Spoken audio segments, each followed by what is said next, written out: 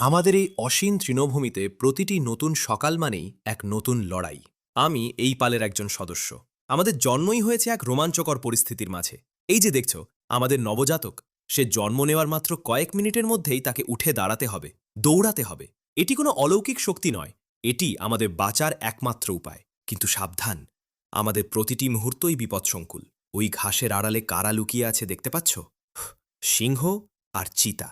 আমাদের সন্তানদের জন্মকালীন রক্তের গন্ধ আর তাদের অসহায়তা শিকারীদের জন্য এক রাজকীয় দাওয়াত।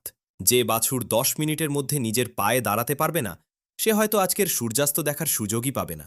আমাদের ৩০% শিশুই বেঁচে থাকতে পারে না তাদের জীবনের প্রথম দিনটিতেই। কিন্তু টিকে থাকাই আমাদের একমাত্র চ্যালেঞ্জ নয়। ক্ষুধা আমাদের বাধ্য করে এক বিশাল যাত্রায় বের হতে। আমরা যখন হাজার হাজার সংখ্যায় মাইগ্রেশন শুরু করি, তখন পুরো পৃথিবী আমাদের পায়ের নিচে কেঁপে ওঠে। আর এই যাত্রার সবচেয়ে ভয়াবহ অংশ কোনটি জানো? ওই মরা নদী, মারা নদী।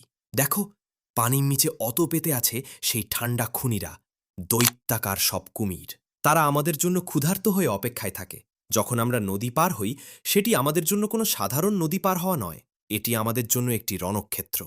অনেকে মারা যায়, অনেকে আহত হয়, কিন্তু পাল থামে না, কারণ সামনে সবুজ ঘাস আর জীবন আমাদের ডাকছে। আপনারা যারা এই ভিডিওটি দেখছেন, আমি নিশ্চিত আপনারা প্রাণীদের খুব ভালোবাসেন এবং তাদের প্রতিটি কষ্ট ও অনুভূতি বুঝতে পারেন। আপনারা যদি সত্যিই প্রাণীদের মনে প্রাণে ভালোবেসে থাকেন, তবে এখনই চ্যানেলটি সাবস্ক্রাইব করে কমেন্ট বক্সে একটি লাভ রিয়্যাক্ট দিয়ে আপনার ভালোবাসাটুকু প্রকাশ করুন।